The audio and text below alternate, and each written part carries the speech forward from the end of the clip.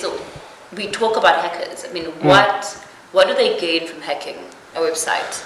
So I know that we should be wary of them. Yeah. This is what they do, but then so they hack what exactly?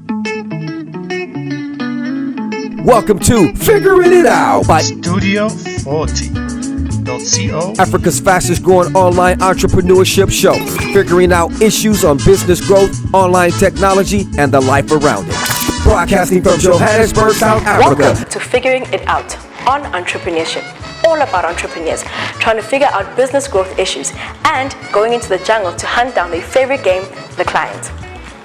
The show is for businessmen and entrepreneurs swimming in the murky waters of elusive tenders, late paying clients, no paying clients, pointless meetings, job hopping employees, and perfectly uncaring government officials, and the eventual proof of payment. Coming to you from Johannesburg, South Africa, we try to stay as relatable as possible to our local audience and the globe at large. All right, folks, welcome to another interesting, beautiful episode of Figuring It Out. I have my guests here and co-hosts. Over there we have Norbisa Class. She's a marketing specialist. You'll read a little bit about her on the inscriptions on the screen. And over here is Mr. Tabu.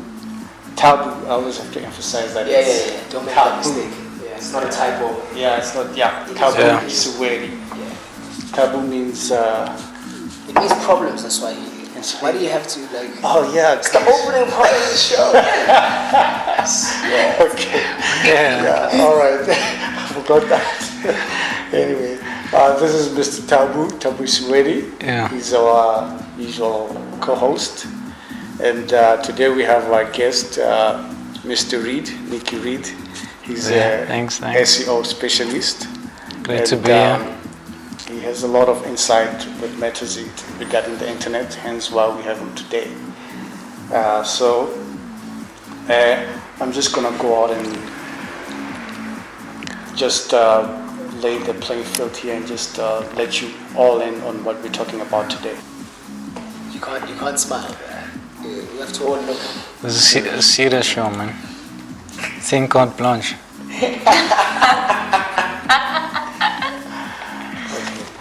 The development of the internet has not been a good for all road to euphoria. Not all improvements and upgrades to the World Wide Web have been in the best interests of everyone. Our ignorance to the unscrupulous and rather vile undertakings, by the other hand, tend to make us feel it is all milk and honey on this beautiful global highway. Only when things go wrong on our home ground do we wake up to look deeper and see that all we are is skating on thin ice. That is, anytime somebody somewhere across the world could take advantage of you, could misuse the littlest information they found out about you, could steal your identity, or just plainly harass you. Today we talk internet development issues, putting our lives online. So we're gonna have Nicky just gonna throw a few questions at him just to tell us what he knows and what he can tell us about the internet. Sure. So how many people call you Nicki Minaj? How often does that happen? Never. Not often. You should look to my Never? Not often, man. Not often. Yeah, you'll be. Okay, so Nicky, tell me, what are companies most vulnerable to, and how can they guard themselves? Okay, when it comes to companies online, obviously they are vulnerable. Okay. So what comes upon these guys, or obviously hackers, as everybody knows. Yeah. We got hackers, we got scammers, we got a lot of people. Black hats. Black hats, and that's sort of guys. Yeah. It's because there's also that type of business. I mean, when we live in this world, there are legitimate businesses, there are illegitimate businesses. Right. Not everybody's up for that money. Yeah, You know. legitimate, yeah. Yeah, so if you got your normal website, 5-page website, you run a bookstore or not an e-commerce website, you're just selling small things, you're pretty much okay. But once you get much bigger, you get into e-commerce, and then people start targeting you. So you gotta have different methods. You gotta contact your developer and build up firewalls and that sort of thing. And I've heard of firewalls a lot. Do they still work? Isn't that an old?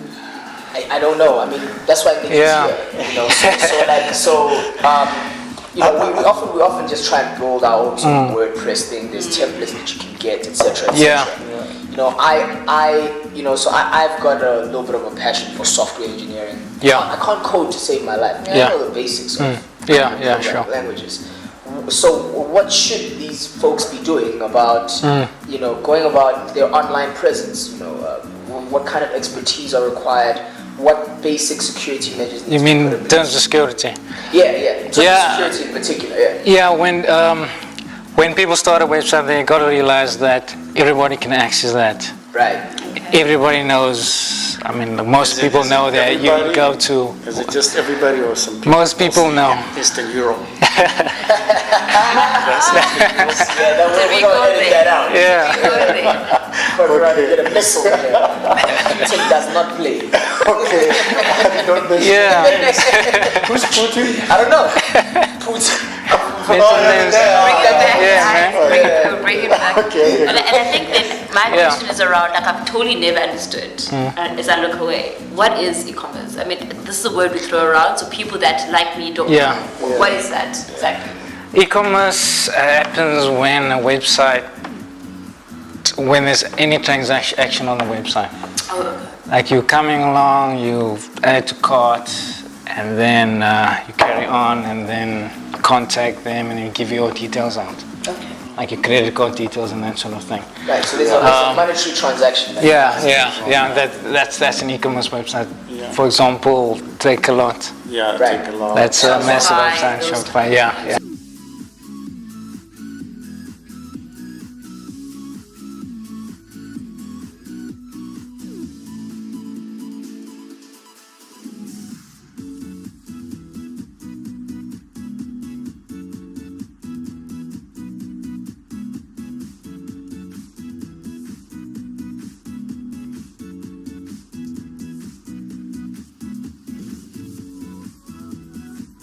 Not every website is e-commerce. No. So you've got like a plain website and one that is So when it comes to security, it depends on the company, obviously, but in terms of the website.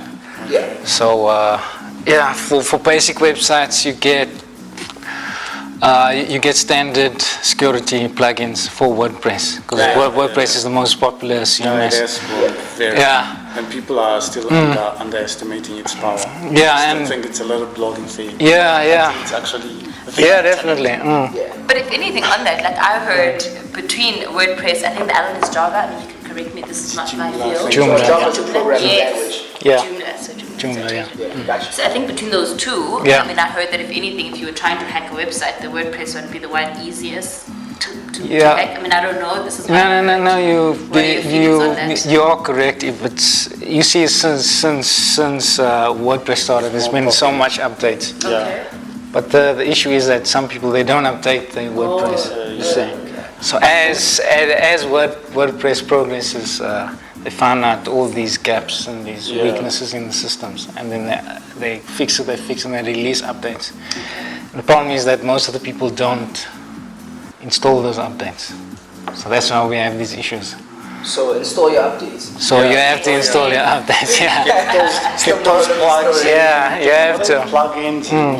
Or just give us a call. That's you.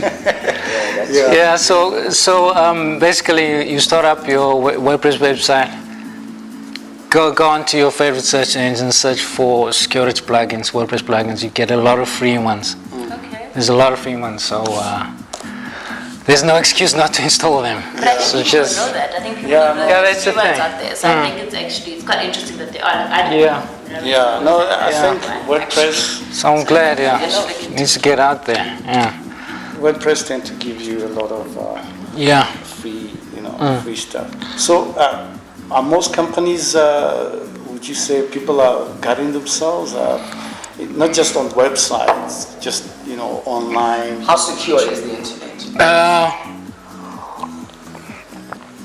Actually, it doesn't. Pressure. All eyes on. Like how secure? Like we've got a lot of data. Actually, it doesn't. We're so ready for you. Yeah, you see, the thing is, it doesn't really matter. It depends on your industry. Right. Okay. Right. Like if it's highly competitive, and then you have to have all these precautions. Yeah. But if the small guy, he doesn't really care. He gets hacked. He contacts his hosting provider. They re-upload his website. He doesn't care. Right. So it depends on the industry. Okay. It depends what you have at risk. Right. So it's very situation specific. Yeah. And I've got a question around that because I think I always think so. We talk about hackers. I mean, what do they gain from hacking a website? So I know that we should be wary of them. This is what they do. Yeah. But then, so they hack what exactly? So it's over and above the basic, right? Yeah. Everybody knows you'd hack an e-commerce website to get access to people's credit card details, for instance.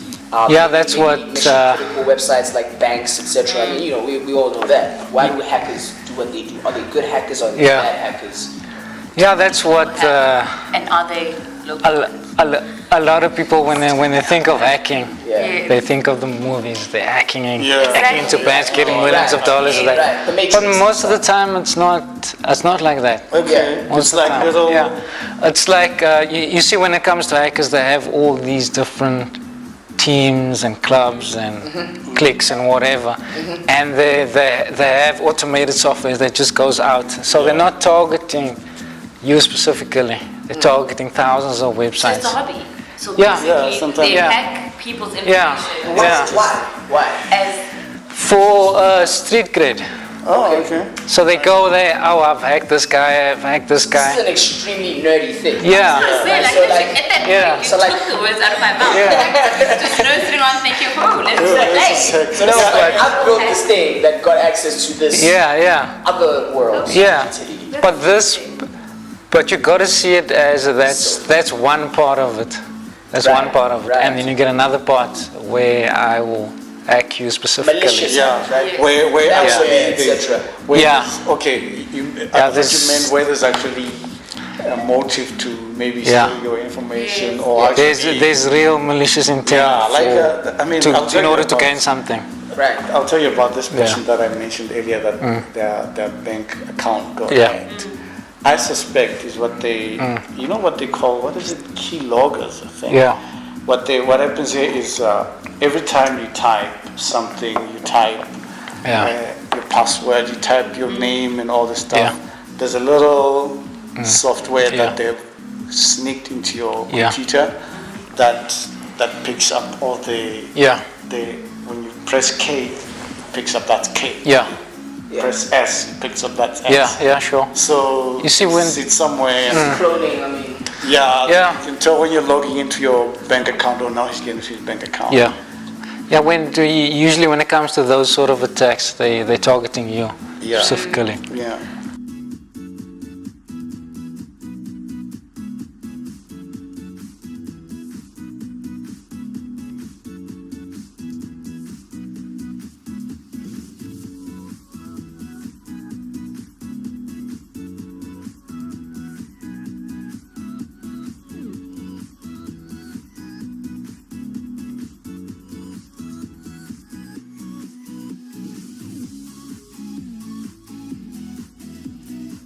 For instance, you mentioned carte blanche earlier on. I think I was watching on Sunday where they said that. You actually watch it?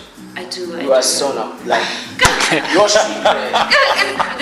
I'm gonna bring it up. Wait for it. Yeah. So basically, what they were saying is that people are always try to protect like their, the banking details.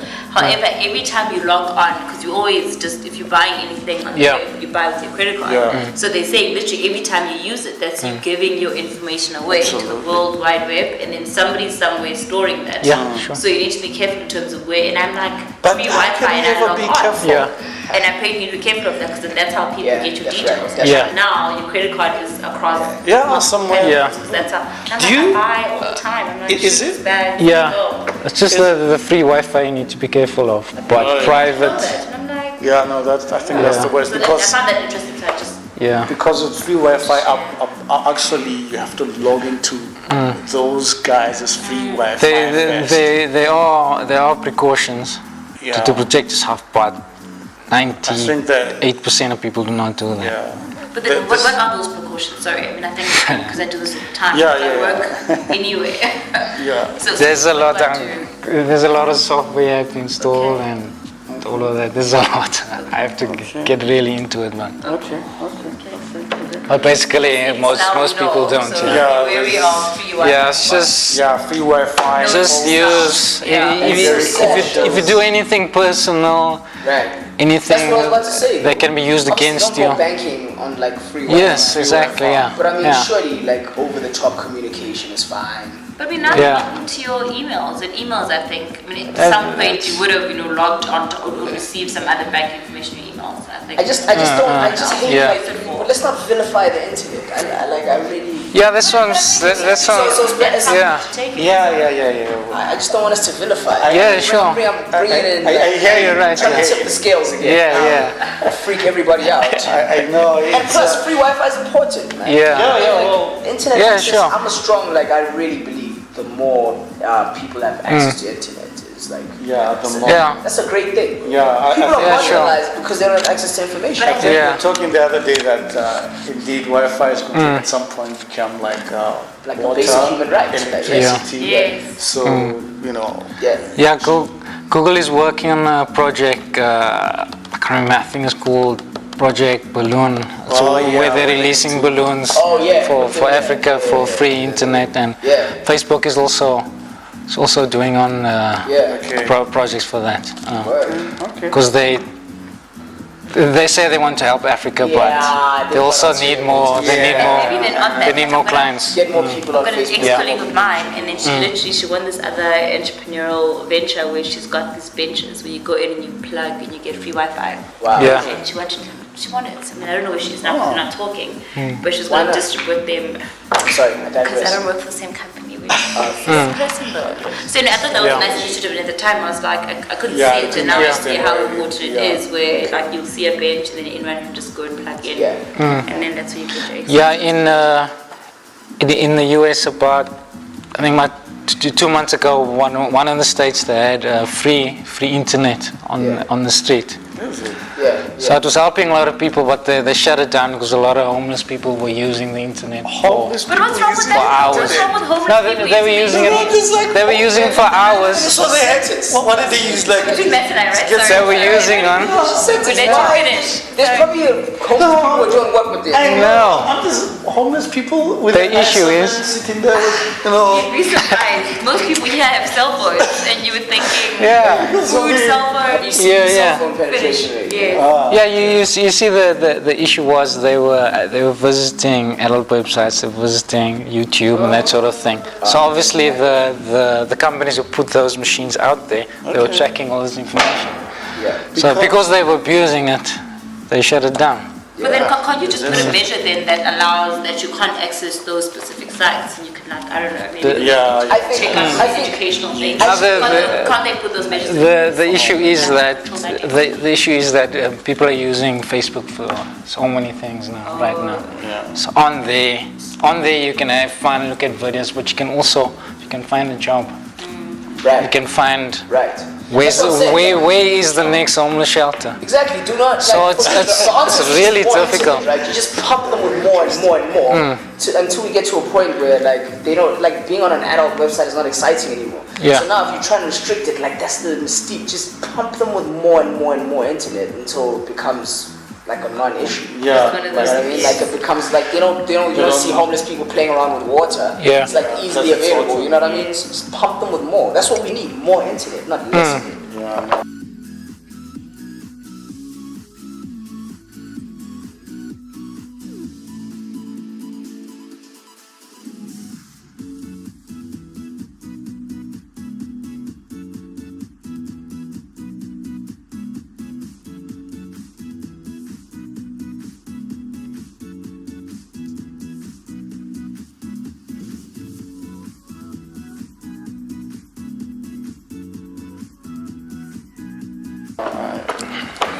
I'm being controversial. Yeah, I think more internet to the home.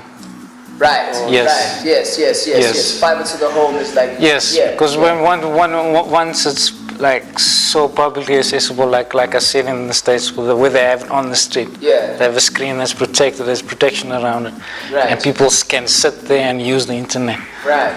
Once if that happens, and a lot of hackers can come in and Yeah. scheme cards and whatever. Okay. Like with the card scheming with the ATMs, Yeah. Yeah. that sort of thing will start happening. That's quite interesting. So rather Tell protect me. the environment. Isn't that Closed interesting though? wall garden And that is not environment. the idea with internet. We're trying Yeah. to make it publicly accessible. So now if you're going to confine it to a home, you're not giving it the reach that you want it to. I mean, and I just say that Yeah. because I think that's what we want. No, We want there's everyone to be able I to agree. download and get to homes. Yeah. Some homes, internet is the last thing they think about. So that's making Okay, quite no. an interesting. Yeah. Anyway. No, I agree with you. Let's keep going forever. Yeah. What's the next question? Let's So talk the about next question- entrepreneurs. Started. Let's talk about entrepreneurs because I can't even remember the first question.